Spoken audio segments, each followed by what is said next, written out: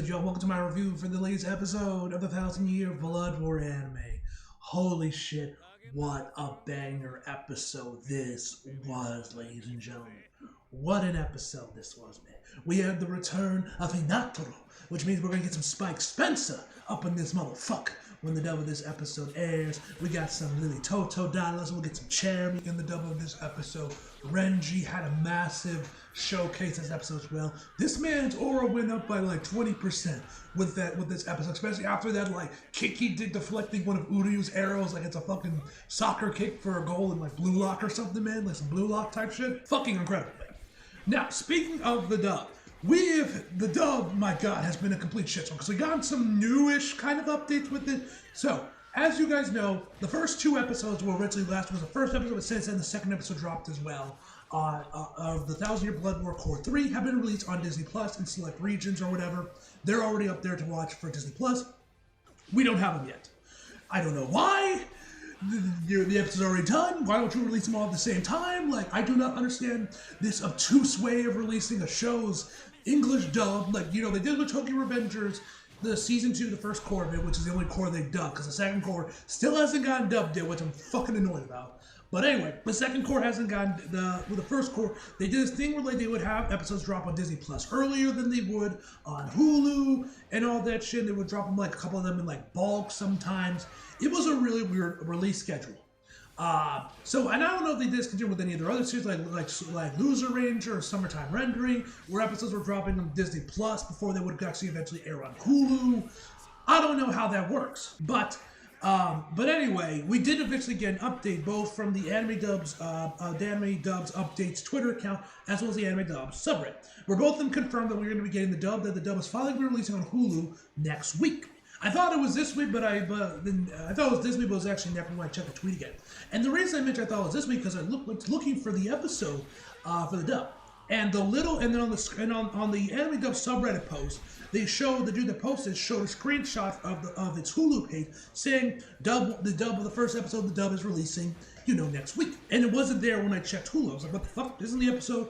Where is the dub episode? Isn't it supposed to drop this way? I looked for it. I checked the posting, and that's when I saw that it was posted.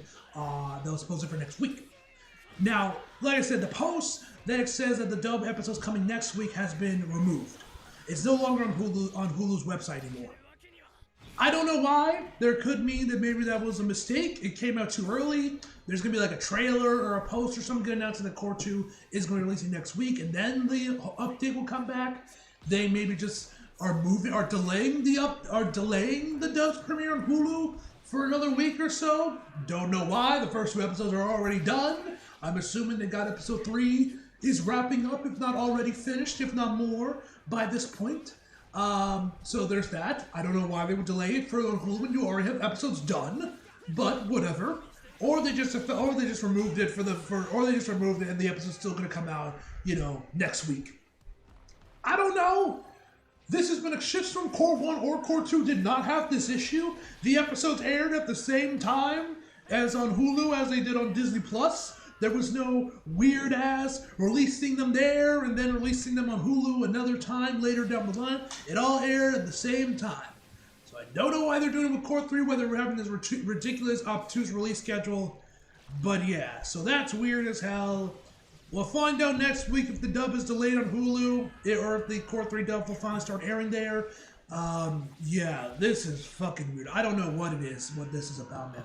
But anyway, to continue on from that one, man. As you guys know, we got some new additions to the Death Album. Kubo's Death Album has now gotten some new inductees in the Hall of Pain, so to speak. Obviously, the big one is Renji. Now, we also got Shuhei, the Fatso, Shoifon's lieutenant, who is the most sorry excuse for lieutenant. I think so. Good riddance for him.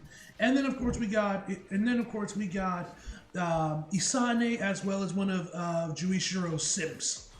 Both of them are the latest inductees to the Death Album. Now, as some of you guys may know, and I guess this is technically a major spoiler, but I feel like by this point, most Bleach fans, if not all of them, know about like the pairings and like who gets paired up together in the ending of the manga, none. But if for some reason you are an anime and you have somehow managed to avoid all the fan art, the manga panels, the arguments from Ichirukis, man, you know, skip ahead a couple minutes while I talk about this. Renji, we all know, lives. He marries Rukia, they have Ichika, and you know, they live happily ever after and all that jazz. So, why is he at the Death Album? Now, my theory, and also we have Shuhei in here as well, and as we guys know, he is on the cover of the Camp Fury World light novels. I think he's like the main character of the Camp Fury World light novels. I haven't read them myself, so I don't know. So yeah, he's in there too. The other two characters, I don't know. I don't remember if any of them made appearances in the Hell Art chapter or not. But if Fatso's permanently dead, good riddance. He is the most sorry excuse for a lieutenant I've ever seen. Man lives Soifon for dead in the fake Katakura townhouse. So if you ask me, that should have like stripped him of his rank just for that. But whatever the case may be. So yeah, my guess is that once Orihime's team and once Ichigo's crew meet some of the rest of the Soul Reapers, Orihime is going to do her healing magic and bring everyone back to life. Or something else would happen to bring Renji back to life. Because I was kind of surprised when I saw that Renji was added to the Death Album, you know, knowing that he is added, that he is, you know, he marries Rukia and they have a kid and everything, man. So I'm a bit confused about that one, what the story of that is. But we'll find out in the coming episodes of this core, I'm sure. But yeah, we got latest inductions to the Death Album. Anyway, guys, I've rambled on long enough. Let's just jump right into the actual episode. So we start the episode off with once again a beautiful 3D panning shot showing off the castle, as that also leads directly into the title sequence, Bleach 33, Gate to the Sun, which was I love title sequences like that where they integrate them into the episode, man.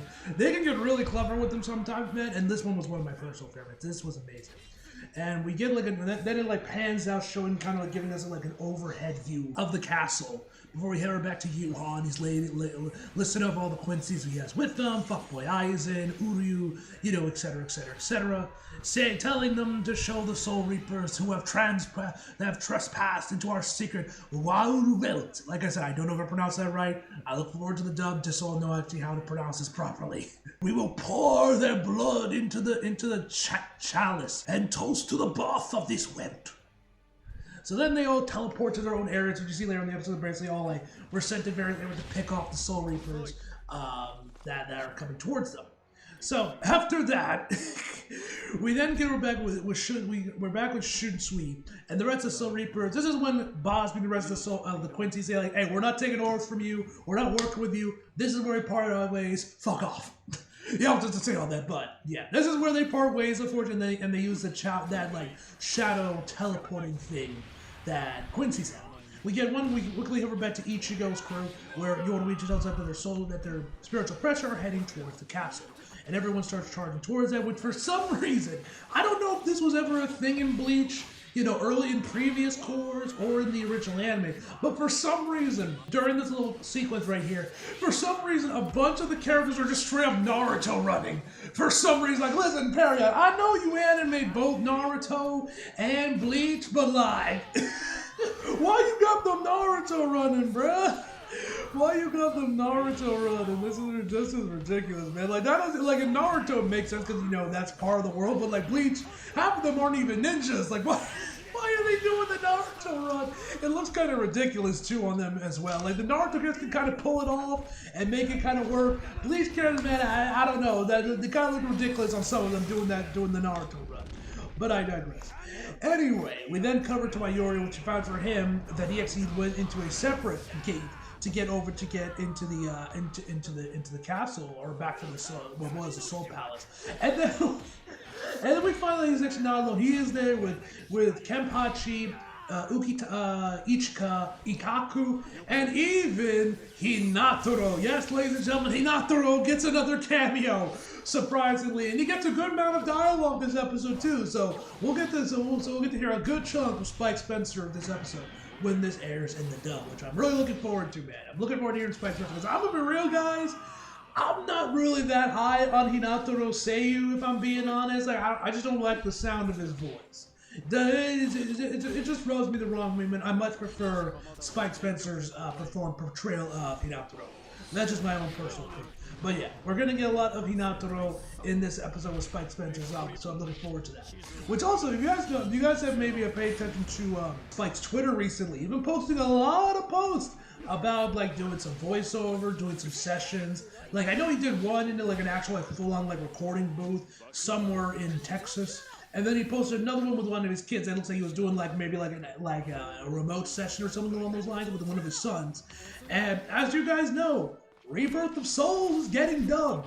So I'm almost certain that for one of these posts that he's posted about for voiceover, I'm almost certain that at least one of these, and not both of them, are for Rebirth of Souls voicing Hinataro. So yeah. I wonder if they'll have him as like a joke, as a playable like joke character or something. That would be pretty funny. But anyway, I digress. We find out that even though Issei went through all the trouble that she did to make sure Kenpachi joined them on the team, on the group to, go over there and to invade the Soul Palace, they straight up left him behind while he was in the bathroom. My man went to the bathroom, took a piss, took a shit, I don't know, whatever he was doing in the bathroom, and they just straight up left him. They just straight up left Kenpachi, and he was only able to make because he actually saw him he saw Mayuri opening up a second, again, that's how he got in. Which you found that's also Hinataro got in there as well because he went to the bathroom as well. I guess at the same time as Kenpachi. He's like, why did I go to the bathroom when I did? He asks like Nemu what she thinks about this, and Nemu, of course, because she's a machine, she doesn't feel anything. So then we cover back to Ichigo and Orohime. We get some nice Ichihime chronicles. Actually, this was actually changed in the manga, where in the manga, at least when everyone was posting this on Twitter, was just Ichigo kind of like running in front of Orohime and the others. Well, now they're running side by side with one another, and we get some nice jiggle physics as well, which is a nice plus. Literally, bro, you got Kubo and Taguchi like really pushing Ichihime in the anime a lot more. They're really trying to undo all the years of damage that Abe did, shoving Ichiruki in the anime. Oh man, you love to see it, But in all seriousness, jokes aside of the joke, but the animation here, I have to say, on these run cycles right here, man, was really fucking good, I have to say, man. The run cycles right here were really good. We also have Nell and Grimjow. I don't know why the two Espadas were on the rooftop, but that's where they were placed. We get this really nice animation of Grimjow just like vaulting over like some like random objects that are on the rooftops, and they look really good as well. That's when they finally meet up with Fuckboy Eyes, and he is the one that is stuck to taking out Ichigo's group. We also quickly head over to knock off Thor as he declares, "Come at me, Soul Reapers!" when there's like literally like nobody in his area, man. So I don't know. This dude might have just gone the break ship, and he's just gonna be able to chill, man. I don't know if any of the Soul Reapers are gonna come around his area or not, but for right now, the dude is completely alone. We cut over back with Illy-Tota and the rest of the Quincy's, and and Bosby says that they will take care of you with Hushwalt. I am very curious to know once we get to Bosby and Hushwalt, facing each other, how that's gonna go out, and like, are they gonna help the Soul Reapers? Are we gonna see a team up between them and the Soul Reapers against Hushwalt? I don't know. We'll have to wait and see that, as Core 3 progresses on. But anyway, we cut back to Grimjow, and he has made quick work of Fuckboy Eyes and dropping an entire building, it seems, right on top of him. As he stands atop of his corpse, he declares that one is down. As of course Ichigo is screaming at him like, why the hell are you charging him by yourself?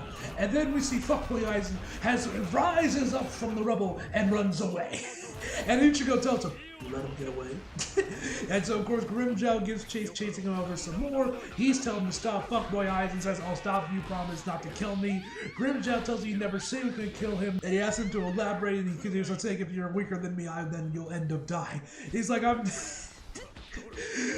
knew you'd say that. I'm definitely not to know it. Like, honestly, Fuckboy Eyes are gotta be one of the the biggest enigma of this just entire arc, man. Like, this dude does not want to fight. He runs away at any chance he gets, and like I said, he looks like a fuckboy. He looks like a knockoff Aizen, man. He looks like if Aizen was a bitch. If Aizen had like the personality of Jake Paul or something, man. Beating up 50-year-old men. And yeah, man, like, this dude, like, I will say, he's slowly starting to grow on me a little bit. like this core, man. I've been enjoying his antics. He has been growing on me, man. But it's just like this dude is just such an enigma. Just with how the rest of the Quincy's are compared to this dude. It's just weird, man. He's just an enigma. But anyway, this was a really nice. This was some really crazy animation, just how it was done. Where fuckboy Aizen seemingly like.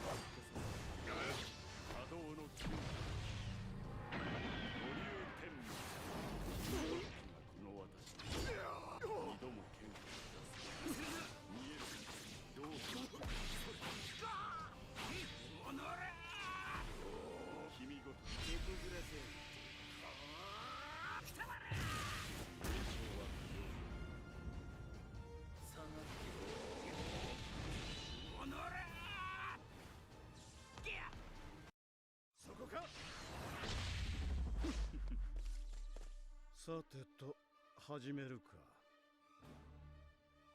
諸君、敵襲だ。まずは紅茶でも入れようか。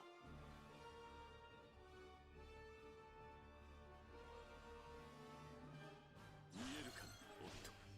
逃がしはせん。大候補。見えるか。分かった。ストップ。後ろです。そうだ。覚悟を決めろ。さあプラッシュ。どこを見ている。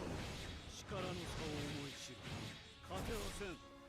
カトン。どこを見ている。放火の術。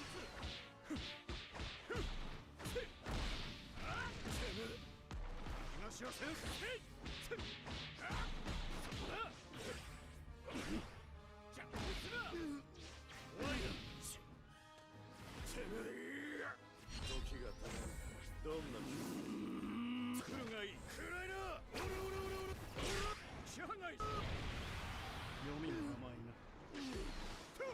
どうだ。こっちだ。じゃあこいつだ。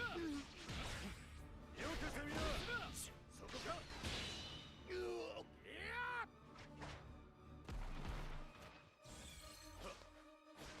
らいな。これが拙者の本気でござる。千未周流を天かける竜をひらめき幻聴すら。そうだ。さあカトン。今だ。遊園放火の術。ほう。そこか。やすと思うか。そこか。どうだ。消えろ。カトン。遊園放火の術。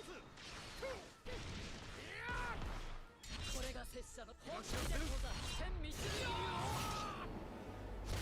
天かける竜をひらめき内浜田の全力で答えよう。こっちだ。避ける。今だ。おい。協力しよう。来るがいい。来候なるほどな。避け。補。行くぞ。どこを見てる。終わりだ。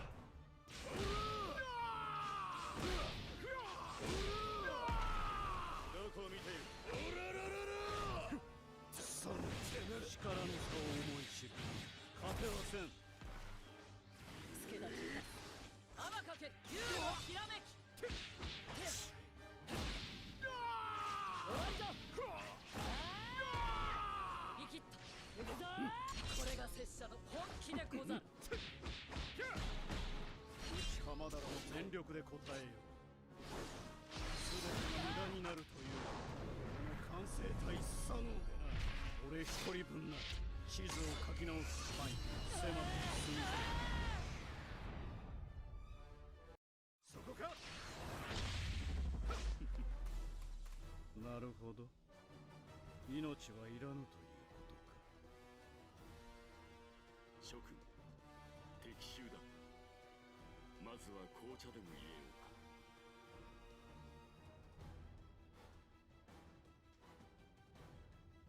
おっと。見えるか。来候補。若造が避ける。生意気。避ける。来候補。逃がしはせん。避ける。来るがいい。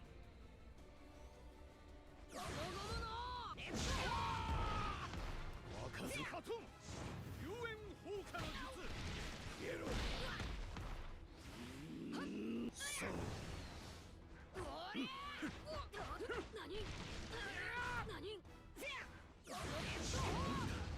さあ、力の差を思い知る。勝てはせん。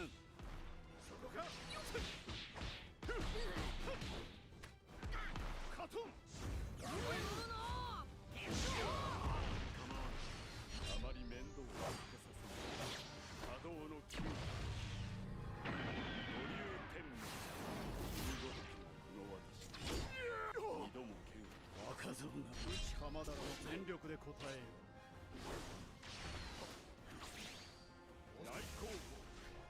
なるほどな。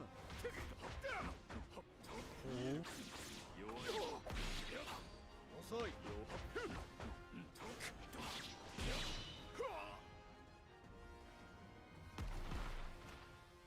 見えるか。カ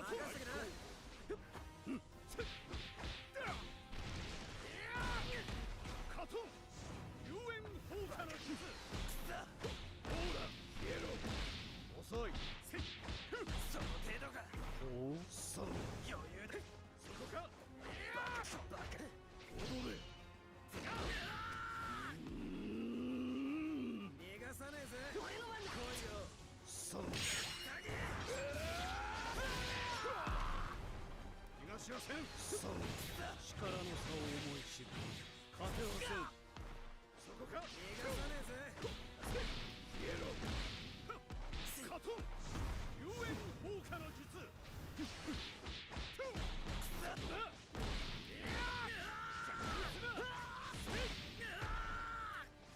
見せてやる。逃がさねえぜ。内浜だらも全力で答えよ。全てが無駄になるというこの完成体左脳でな。俺一人分な地図を書き直す範囲狭くて済みそうだ。